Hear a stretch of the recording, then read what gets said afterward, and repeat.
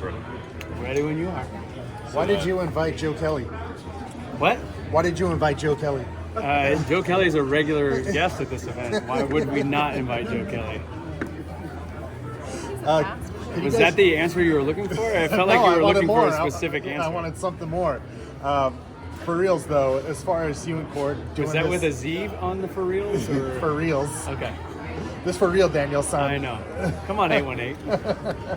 Sorry, here we go. Even though, obviously, you're not playing for the Dodgers, you and Kourtney have continued to maintain a pretty strong foothold in the community. Why has it been so important for you guys to continue this? Yeah, I think, I've talked about for the last 2 years how great my 9 years as a Dodger were, and all the great memories, all the things that we got to do. Court and I, grew up, got married, started the foundation, started all these events as Dodgers, and if it wasn't for the city of LA and all the love and support that we've gotten over those years, we probably wouldn't be here today. So we're going to keep continuing to have events to raise money, raise awareness, and always continue to get back to the great city of Los Angeles. Have you guys been able to see the difference you've made? I mean, where this started and where it's at right now, especially at the Dream Center? Yeah, I think we haven't really fully taken the time to reflect, but we were even talking last night with Pastor Matthew from the Dream Center, and thinking even back to like the COVID year and the food line and starting the food bank and starting to really process like how that legacy started and how it's continuing and making an impact every day. And I think, if we keep going, I guess we don't really have time to reflect back on the impact, but no, there are little moments along the way where we're like, okay, wow, this has really come a long way. A little ironic to have better weather in November than earlier in the year. Yeah, I was at the Rams-Dolphins game about a week ago, and they did a How weather. Did that go, by the way? Dolphins won. They did a weather forecast in the middle of the game, and they said expecting rain this week, and I about hit the floor, and I was like, no way we're going to get rain again. So we're just so thankful that we have such a beautiful day out here. It was a little cold this morning. We got up here bright and early getting everything set up, and there was some frost on the course, but it's warming up now, and it's looking like we're going to have a perfect day to play some golf and raise a lot of money. How have you guys seen the event sort of evolve from the very beginning? Oh, wow. I know. 8 years ago, we threw it together in 3 weeks and didn't know what it was going to look like. And that was actually, I was just saying, that was how we started the foundation. So the tournament actually came before the foundation. So to just see like the regulars coming back out, the same people, but then a lot of new faces every year that want to get involved, I think that's the best. It feels like a big family. I think you would agree. Like we get here and it's like, oh my gosh, that feeling that like, it's a good annual get together of the foundation and all the supporters, for sure. Yeah, I agree. I think it's getting bigger and better every single year. I think the feedback that we get from our golfers going through the line, getting all their swag in there, just gets a little bit sweeter every year. And then also the opportunity to show our supporters who come out to these events, the impact that we can have. Last night we did an event and we were able to present two of our beneficiaries, the Veterans Program at the Dream Center and Operation Men, who were actually on the board for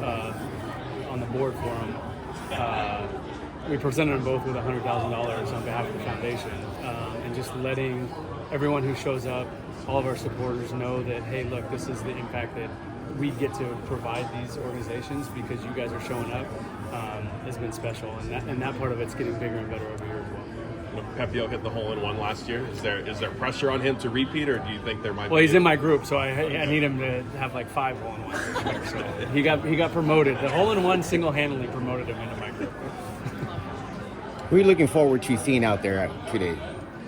Well, there's so many guys coming from all over the country, so we're thankful for that. One person we certainly will miss who was planning on being here and it was on his refrigerator and circled is Fernando, so we're definitely going to be missing him and thinking about him today. But the support from, all the guys from all over the place has been fantastic. Seeger's in from Nashville, Scott Kazmir flew in from Houston, Ryan Pepio flew in from Tampa. We have a bunch of guys from Arizona who came out, Tony Gonsolin, Cal Raleigh. So the tournament's growing, it's spreading.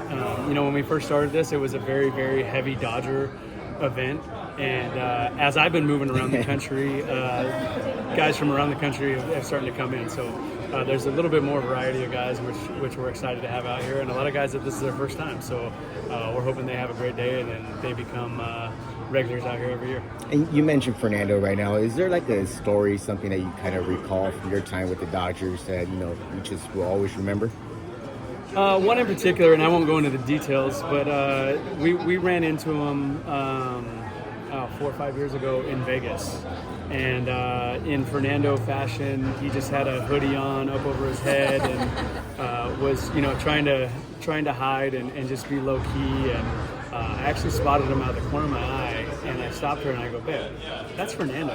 And she turned around and she goes, "That is Fernando." So we went back and we got a chance to spend some time with him. And he lit up 2 years ago when he was out here getting on the course, had a great day. And I mean, what he means to the Dodgers organization, I think is it's not going to be replaced. I don't think a lot of people truly understand the effect that he had and that he brought the Latino fan base back to Dodger Stadium through Fernando Mania, and doing all that as a 20-year-old and all that pressure was crazy. And I have so much respect for him, and he's certainly going to be missed here today, and I'm sure every single day that there's a game going on in Dodger Stadium, he'll be thought about.